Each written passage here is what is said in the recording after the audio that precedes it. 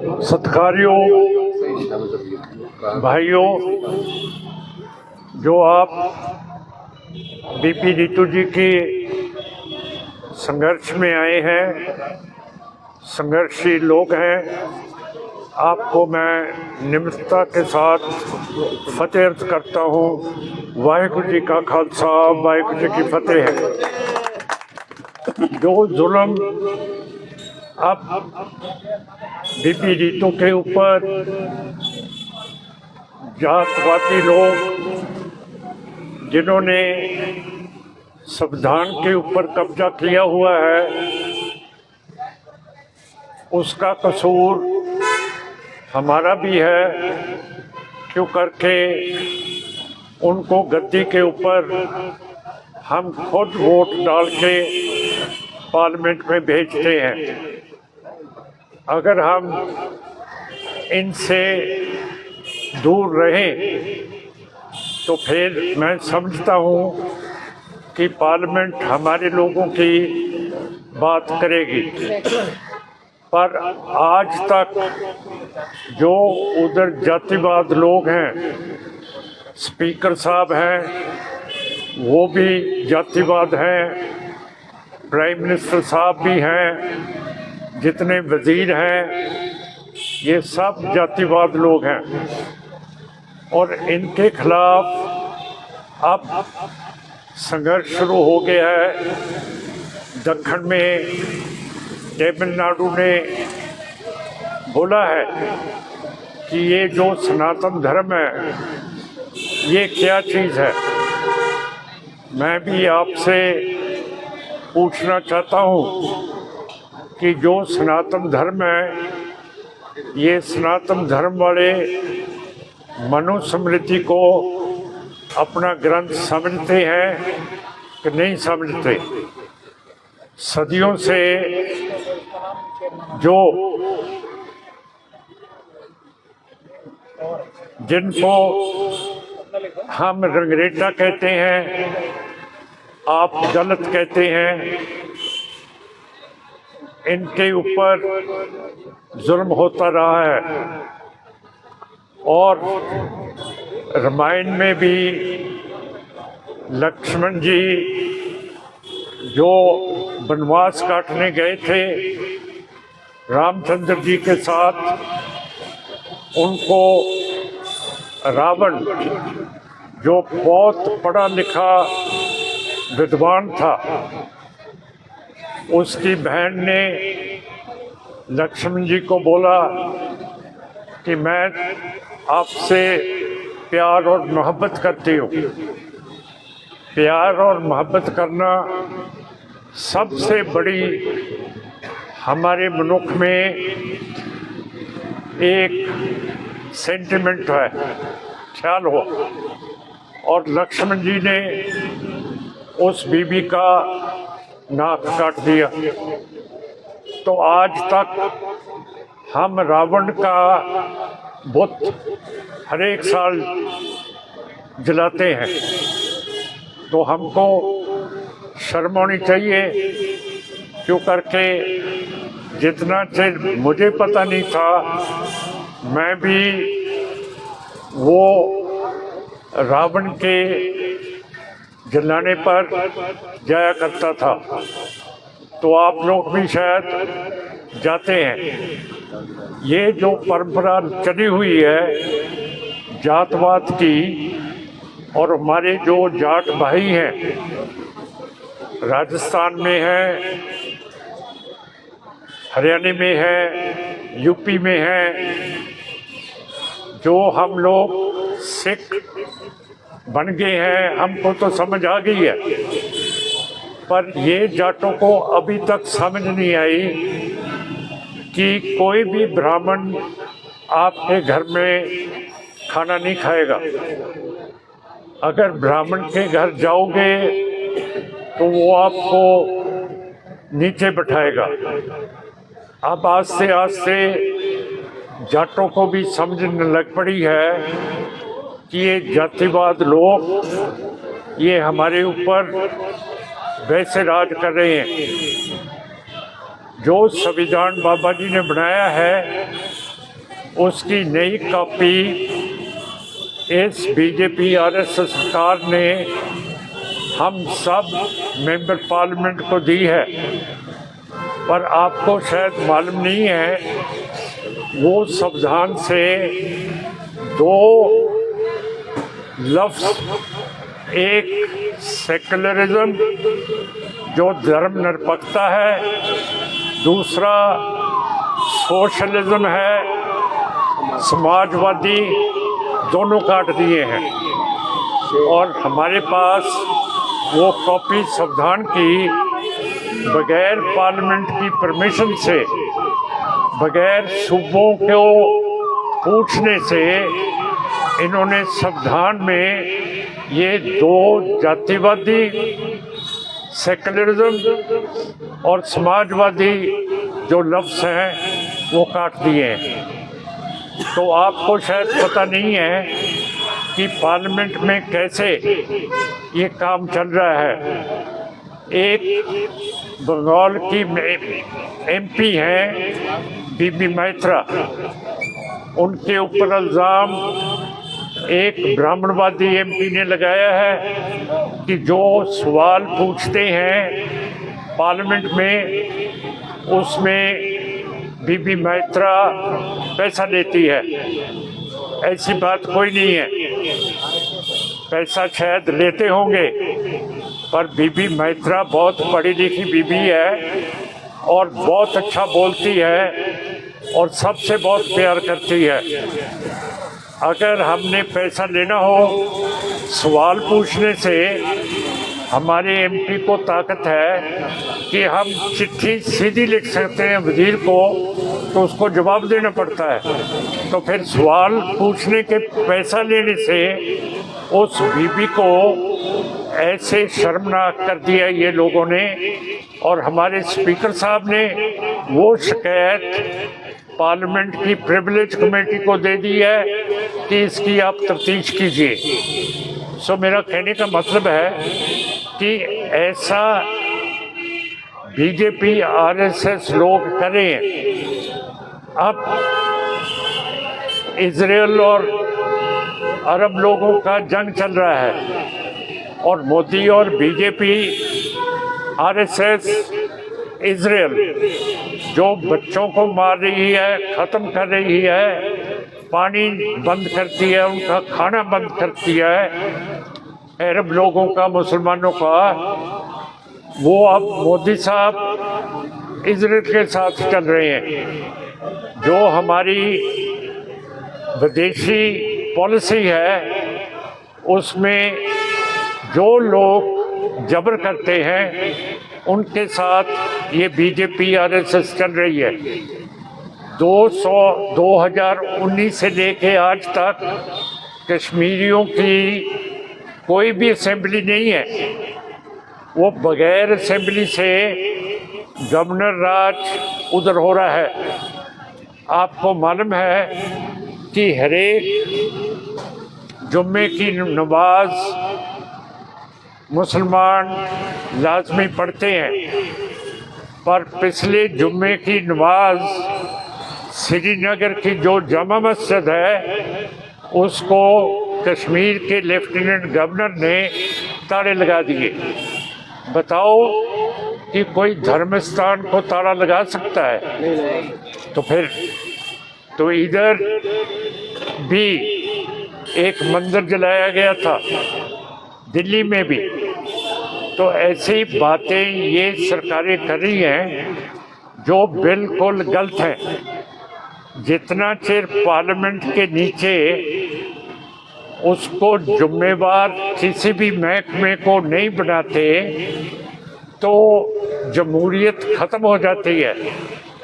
बाबा जी का कहना है कि जितने भी सरकार के महकमे हैं वो पार्लियामेंट के अधीन होंगे, पर नेशनल सिक्योरिटी एडवाइज़र, रॉ का खुफिया महकमा, आईबी का खुफिया महकमा, मिलिट्री इंटेलिजेंस का खुफिया महकमा, ये पार्लियामेंट को जिम्मेवारी नहीं है। अगर जिम्मेवार नहीं है तो फिर ये अकाउंटेबल कैसे हो सकते हैं? इनकी जो खुफिया पैसा इनके पास है उसका ऑडिट सीएजी नहीं कर सकता है। तो इतना तमाम पैसा है इन लोगों को, जो ये संघर्ष हो रहा है इसको दबाने के लिए ये पैसा इस्तेमाल किया जा रहा है, जिसका ऑडिट नहीं होता, हिसाब किताब नहीं होता। नेशनल सिक्योरिटी एडवाइज़र के पास जितना भी पैसा धन है उसका कोई सवाल जवाब पूछ नहीं सकता है। तो ऐसा बाबा साहब ने पार्लियामेंट नहीं बनाई कि कोई भी महकमा सरकार का रिस्पॉन्सिबिलिटी, जिम्मेवारी पार्लियामेंट की उसके ऊपर ना हो। तो इधर भी बीबी रीतू के ऊपर एक झूठे इल्ज़ाम लगाए गए और वो साबित हुए कि वो चिट्ठी इनके हाथ की लिखाई नहीं थी। और जो इधर के प्रिंसिपल हैं, जो इधर के रजिस्ट्रार हैं, उन्होंने बीबी रीतू को मुअत्तल कर दिया है। पर जो उनके ऊपर केस लगे हैं, अब तफ्तीश पुलिस कहती है कि उन्होंने बेईमानी की है और बहुत गलत किया है। जो उनके ऊपर इल्ज़ाम लगे हैं उसकी बेल नहीं मिल सकती, तो पुलिस उनको गिरफ्तार क्यों नहीं कर रही? और ये बीबी 50 दिन से इधर बेचारी बैठी है। और आप लोग, मैं बहुत खुश हूँ, आपको मुबारक देना चाहता हूँ कि इनका आप पूरी इमदाद कर रहे हैं।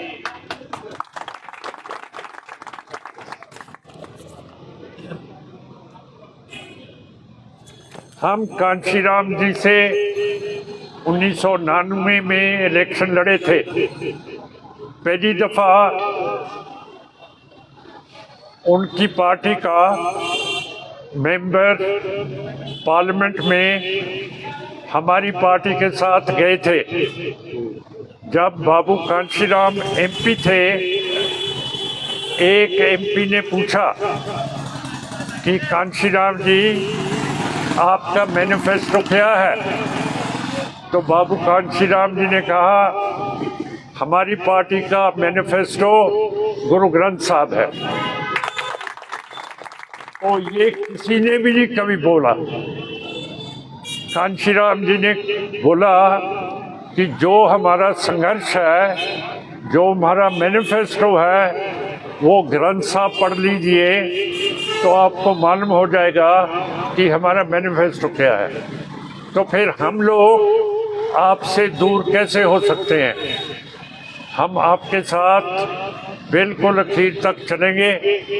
जैसे मुसलमानों की बबरी मस्जिद गिराई गई 1992 में, और देखिए कि क्या हुआ। बबरी मस्जिद को गिरा के केस चला और सुप्रीम कोर्ट के चीफ जस्टिस गोगोई साहब ने बबरी मस्जिद का फैसला कर दिया कि ये तो राम मंदिर है। तो गोगोई चीफ जस्टिस के ऊपर इल्ज़ाम लगे थे कि जो उनके घर में महिला काम करती है उसके साथ इन्होंने ठीक नहीं किया। जब किसी के ऊपर ऐसे छेड़खानी के इल्ज़ाम लगते हैं, हमारे वकील साहब बैठे हैं, ये केस जाता है पुलिस के पास। बस सुप्रीम कोर्ट के जजों ने बोला कि हम कमेटी बनाएंगे। कमेटी बना दी सुप्रीम कोर्ट के जजों में, जो कानून के मुताबिक नहीं बन सकते।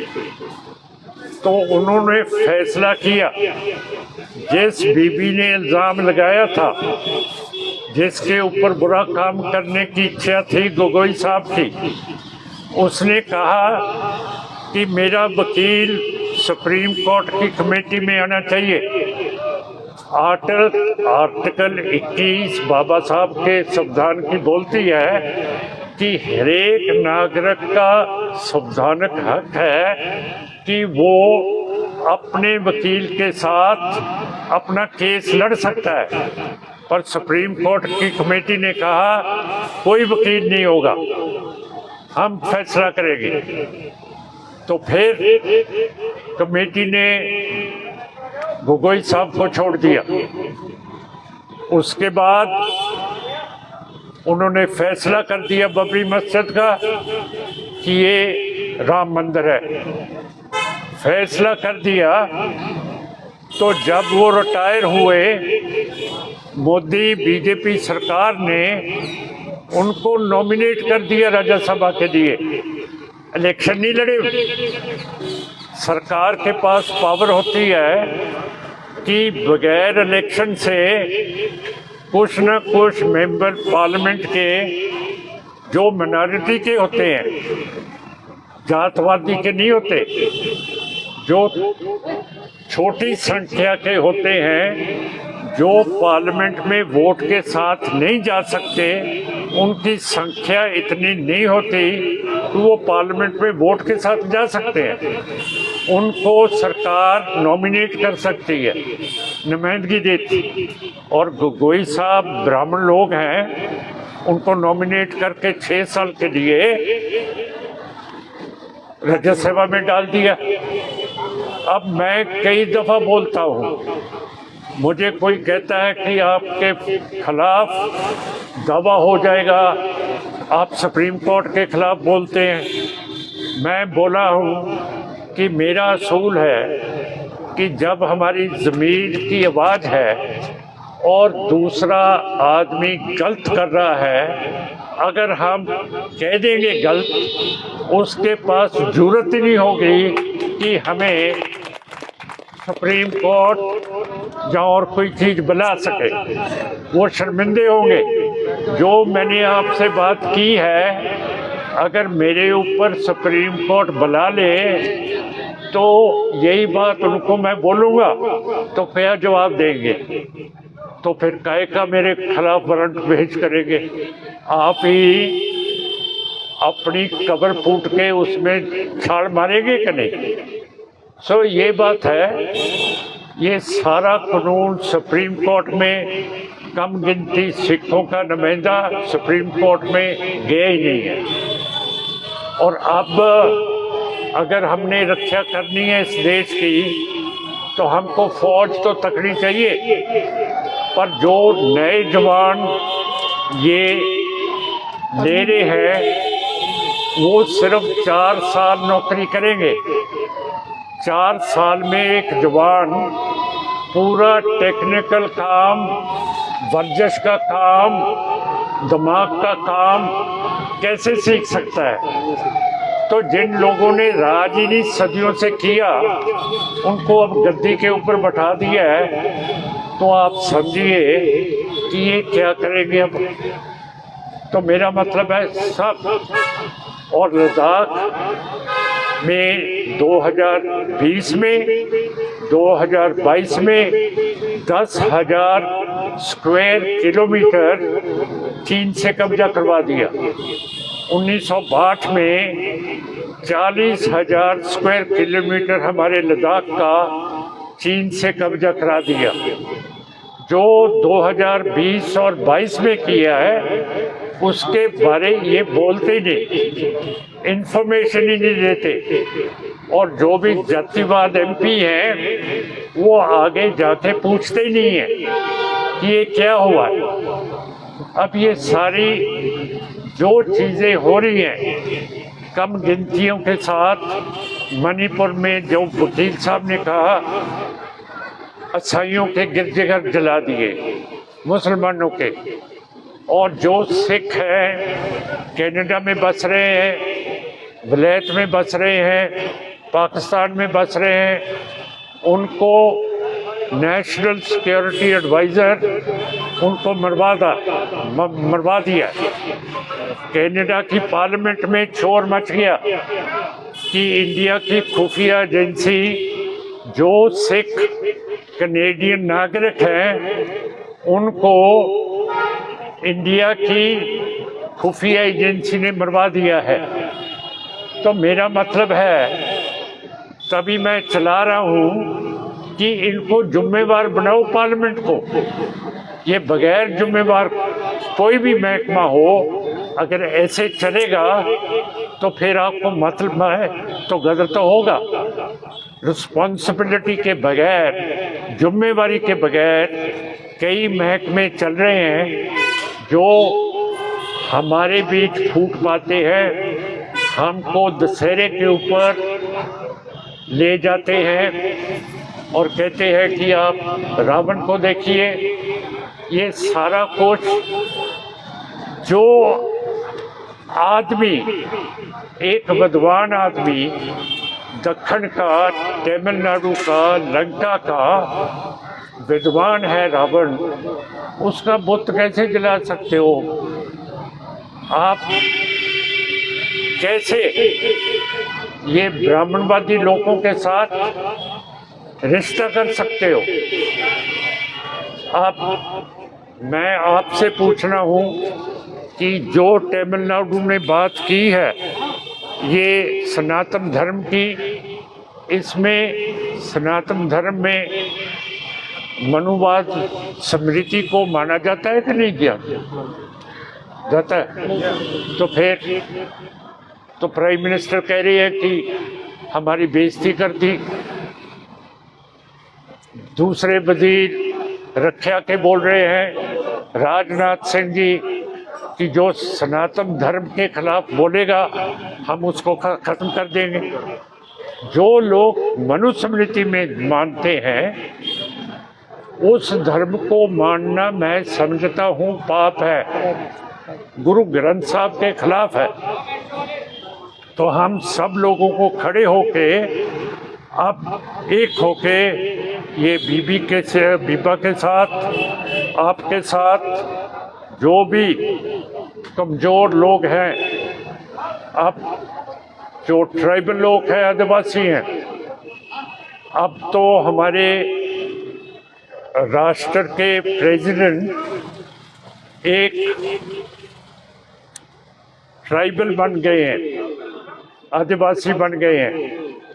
थोड़ा सा ट्राइबल लोगों को आराम हुआ है, जो मैं सच बोलूं, क्यों करके छत्तीसगढ़ में, बिहार में, झारखंड में, उड़ीसा में, मध्य प्रदेश में, छत्तीसगढ़ में जो आदिवासी हैं वो अपने जंगलों की रक्षा करते हैं।